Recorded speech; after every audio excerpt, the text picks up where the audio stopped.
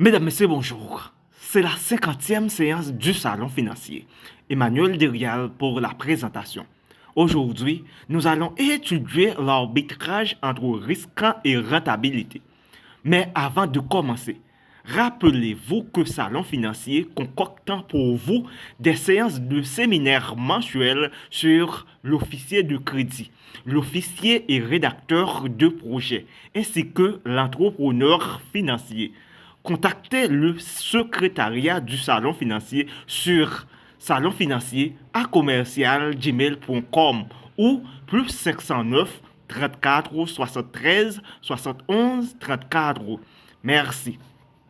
À présent, l'arbitrage entre risque et rentabilité.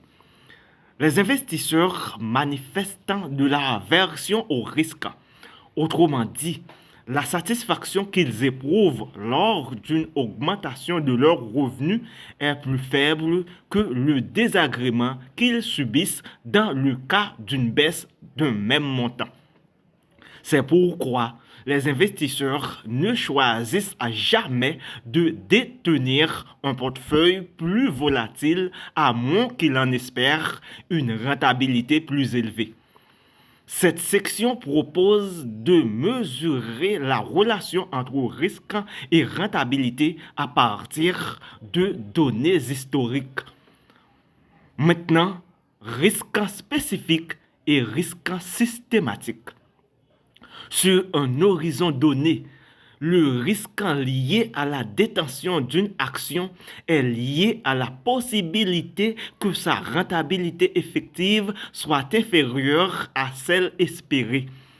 Quels sont les déterminants issus de la détention d'une action? Les dividendes et les cours des actions varient en fonction de deux types d'informations différentes. Les informations spécifiques à l'entreprise. Par exemple, le fait qu'une entreprise annonce la signature d'un contrat fera augmenter le prix de ses actions et de ses dividendes futurs. À l'inverse, le départ imprévu d'un dirigeant est souvent perçu de manière négative par les investisseurs. Les informations relatives à l'ensemble du marché. Par exemple, les informations relatives à la situation macroéconomique influenceront le cours de toutes les actions cotées. Lorsque la BCE annonce qu'elle baisse ses taux directeurs, le prix des actions a tendance à augmenter. Inversement, les attentats du 11 septembre 2001 ont eu un fort impact négatif sur les marchés. Les incertitudes sur la rentabilité d'une action relative à des informations spécifiques à l'entreprise peuvent être considérées comme des risques indépendants. À l'instar des cambriolages, les informations concernant une entreprise sont indépendantes de celles des autres sociétés. Ce risque constitue donc un risque spécifique, idiosyncratique, non systématique ou diversifiable. Au contraire, les incertitudes sur la rentabilité d'une action relative à des informations macroéconomiques s'apparentent à un risque commun. À l'instar des risques naturels, toutes les actions sont influencées simultanément par ces informations. Le risque est donc systématique, non diversifiable ou de marché. Lorsqu'un portefeuille contient différentes actions, les risques spécifiques liés à chaque action vont se compenser grâce à la diversification. Des bonnes nouvelles feront augmenter certaines actions contenues dans le portefeuille, tandis que des mauvaises nouvelles feront baisser d'autres. En moyenne, les variations des prix des actions provoquées par les informations spécifiques se composeront entre elles.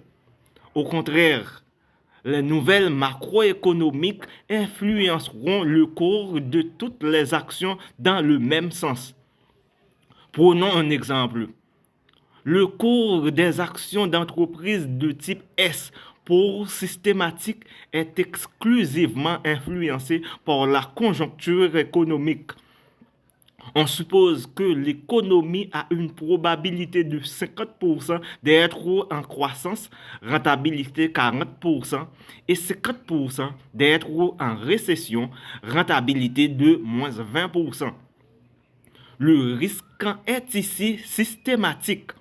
La détention d'un portefeuille d'actions de type S ne réduira pas le risque.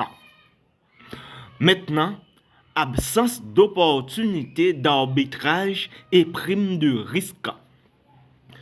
Chaque action de type I pour idiosyncratique présente un risque spécifique.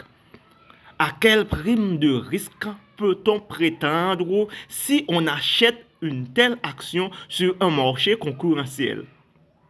La réponse est simple, aucune. Supposons en effet que la rentabilité espérée des actions I soit supérieure au taux d'intérêt sans risque. En détenant un portefeuille composé d'actions I, les investisseurs pourraient, grâce à la diversification de ce portefeuille, en détenir un sans risque offrant une meilleure rentabilité que le taux sans risque. Dans cette situation, il existerait une opportunité d'arbitrage.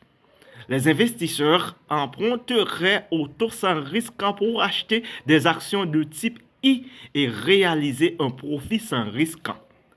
Une telle opportunité d'arbitrage disparaîtrait rapidement car les investisseurs achèteraient massivement des actions de type I, ce qui ferait augmenter leur prix et baisser leur rentabilité espérée jusqu'au niveau du taux d'intérêt sans risque.